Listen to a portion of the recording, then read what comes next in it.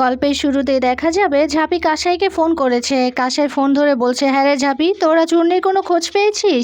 এরপর ঝাঁপি বলছে, কাসাই দি আমরা চূর্ণির খোঁজ পেয়েছি। চূর্ণিকে ওরা কোঠাবাড়ির রূপমহলে বিক্রি করে দিয়েছে। এই কথা শুনেই তো কাসাই ভীষণ চমকে যায়, বলছে কি বলছিস কি তুই? ওইদিকে দেখা যাবে চূর্ণির মা বারবার করে বলছে, হ্যাঁ রে কাসাই, ঝাঁপি কি বললো? ওরা কি চূর্ণিকে খুঁজে পেয়েছে? এদিকে সবাই চিন্তা করছে চূর্ণির জন্য। এদিকে ঝাঁপি কাসাইকে বলছে, শোনো কাসাইদি, তোমাদের একটা কাজ করতে হবে। আমরা ওখানে এই তিনজন মিলে গেলে চলবে না, ওখানে তোমাদেরও যেতে হবে। তোমাদের এক্ষুনি কলকাতায় আসতে হবে। তুমি, বিতান আর নীলুদা, এই তিনজন এলেই হবে। আমাদের যে করে হোক চূর্ণিকে ওখান থেকে উদ্ধার করে আনতেই হবে। এরপর কাসাই বলছে, হ্যাঁ রে ঝাঁপি, তুই কোনো চিন্তা করিস না, বিতান এখানেই আছে। আমি নীলুকে ফোন করে ডেকে নিচ্ছি, আমরা সবাই যাব, চূর্ণিকে আমরা ফিরিয়ে নিয়ে আসবো। এই কথা বলেই ফোনটা রেখে দেয়। এদিকে কাসাইকে বারবার করে জিজ্ঞেস করছে চূর্ণিকে ওরা খুঁজে পেয়েছে কিনা। এদিকে কাসাই মনে মনে বলতে থাকে, এখন আমি এই খবরটা কি করে দেব যে চূর্ণিকে ওরা বিক্রি করে দিয়েছে। তখনই দীপের মা সেখানে ইনকাকে নিয়ে এসেছে হসপিটাল থেকে। এদিকে কাসাই কোনো উপায় না পেয়ে বলে দিয়েছে চূর্ণিকে ওরা কোঠাবাড়ির রূপমহলে বিক্রি করে দিয়েছে, যেটা শুনে সবাই চমকে যায়। এদিকে চূর্ণির মা চিৎকার করে বলছে, না এটা কি শোনালি তুই কাসাই? এদিকে দীপের মাও চমকে যায়। এদিকে রূপ চিৎকার করে বলছে, না না, আমার মেয়ের সাথে এটা অন্যায় হয়েছে, ওরা আমার মেয়ের সাথে একদম ঠিক করে নাই।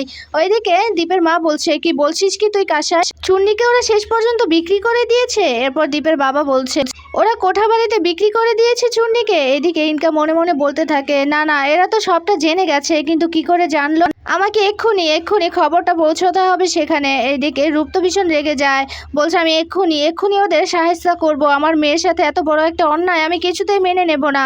আমি এক্ষুনি যাব, ওদেরকে শেষ করে দেব। এই কথা বলতেই দীপের বাবা বলছে, না তুই কোথাও যাবি না, একদম কোথাও যাবি না। আজকে তোর জন্য, তোর কারণেই চূর্ণির জীবনটা এভাবে নষ্ট হয়ে গেল। আজকে তোর কারণে চূর্ণিকে ওরা বিক্রি করে দিল। তুই চিনিস না, জানিস না, ভালো করে খোঁজ খবর না নিয়ে নীলাবুর সাথে চূর্ণির বিয়ে দিয়ে ফেলেছিস। তুই খুব তো বলতিস নীলাবু নাকি অনেক ভালো, ওদের ফ্যামিলি অনেক ভালো। এরপর রূপ বলছে, দাদা আমি সত্যি বলছি, আমি তো ওদেরকে ভালোই জানতাম, ভালোই চিনতাম, কিন্তু ওরা যে এত খারাপ আমি জানতাম না। এরপর দীপের বাবা রেগে গিয়ে বলছে, তুই কিচ্ছু জানতিস না তাই না রে? তুই সবই জানিস, সবই বুঝিস।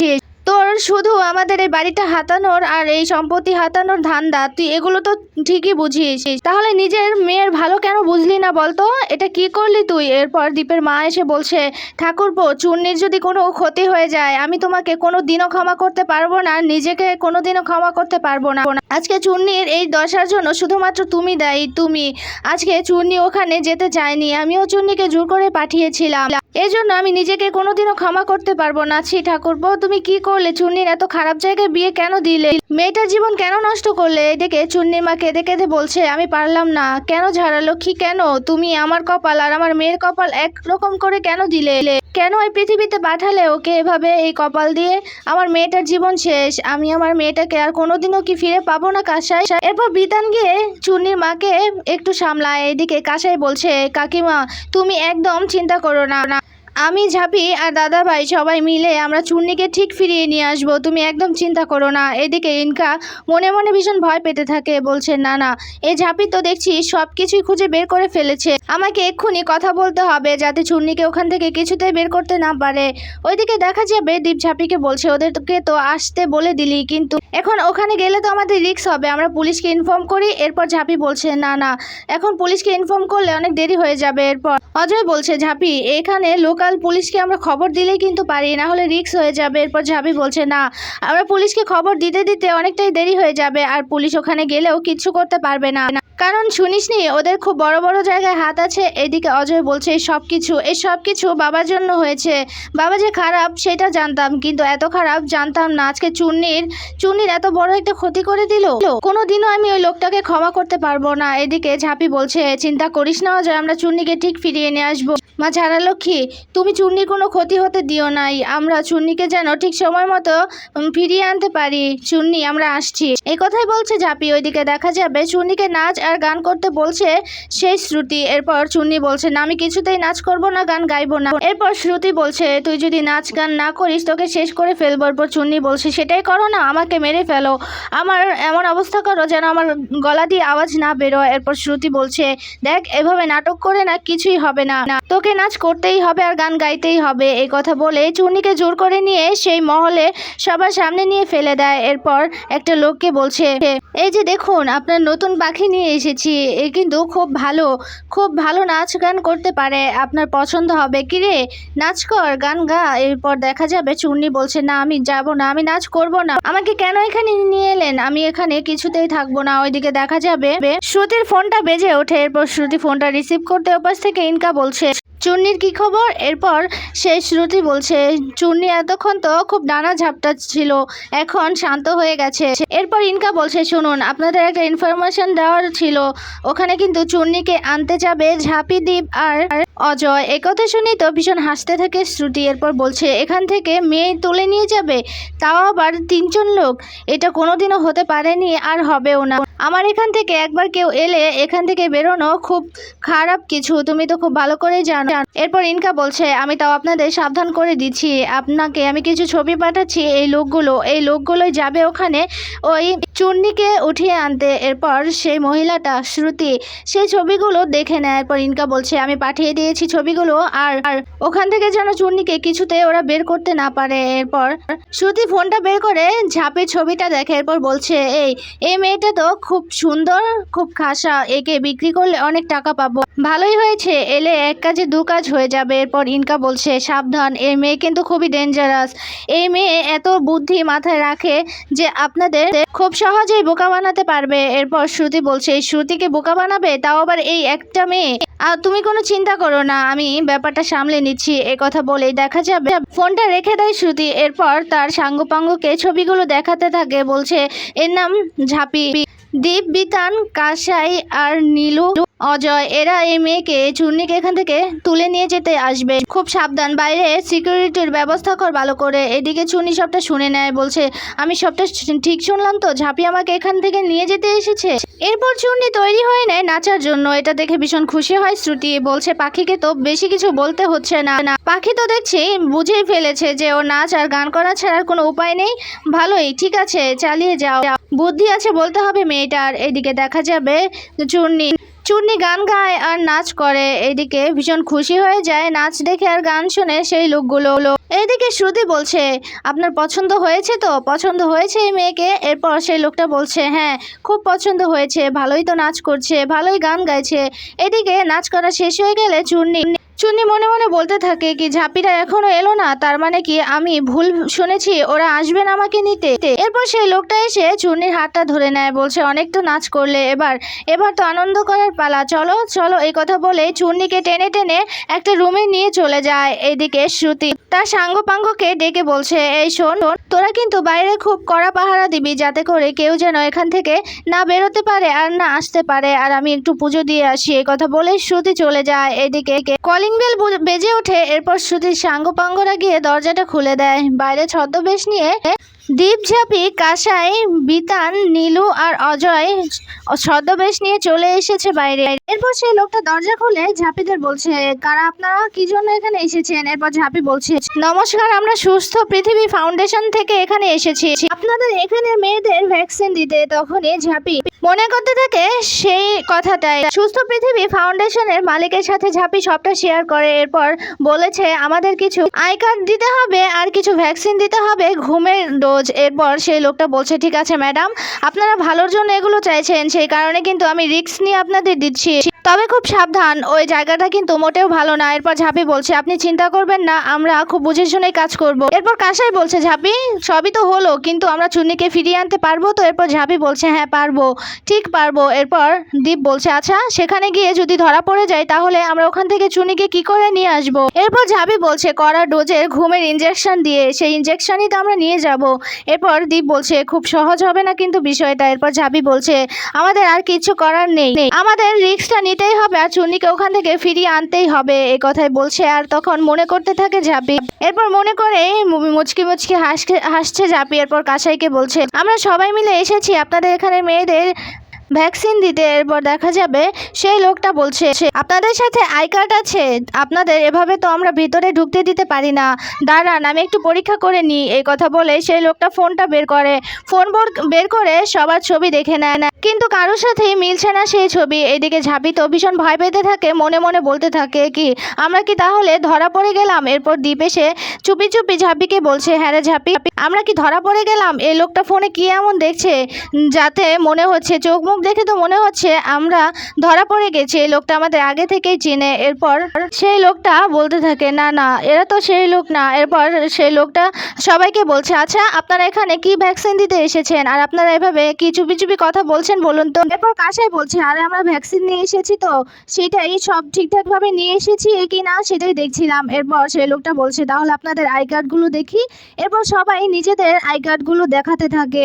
এরপর ঝাঁপি বলছে, তাহলে আমরা এবার ভেতরে যাই। এরপর সেই লোকটা বলছে, না না মশাই, এভাবে কি ভেতরে যাওয়া যায় নাকি। আমি আগে দিদির কাছ থেকে জেনে আসবো আপনাদের ভেতরে ঢুকতে দেবো কিনা, আর তারপর আপনাদের ভেতরে যেতে দেওয়া হবে। যদি দিদি অনুমতি দেয় তাহলে। আর আপনারা এখানেই থাকুন, আমি যতক্ষণ না পর্যন্ত আসবো ততক্ষণ পর্যন্ত এখানেই দাঁড়িয়ে থাকবেন। এই কথা বলেই লোকটা ভেতরে চলে যায় দরজা বন্ধ করে। এদিকে সবাই চিন্তিত হয়ে পড়ে। ঝাঁপি বলছে, আমরা ভেতরে যেতে পারবো তো। কাসাই বলছে, হ্যাঁ রে ঝাঁপি, আমরা কি ধরা পড়ে গেলাম, আমাদের ভেতরে ঢুকতে দেবে। এরপর ঝাঁপি বলছে, আমাদের যে করে হোক ভেতরে ঢুকতেই হবে। ওইদিকে দেখা যাবে সেই লোকটা চূর্ণীকে একটা ঘরের মধ্যে নিয়ে যায়। সেই ঘরে যেতেই দরজাটা আটকে দিয়ে আসে সেই লোকটা, যেটা দেখে ভীষণ ভয় পাচ্ছে চূর্ণী। এরপর সেই লোকটা হাসতে হাসতে এসে বলছে, কি তুমি কি ভয় পাচ্ছ।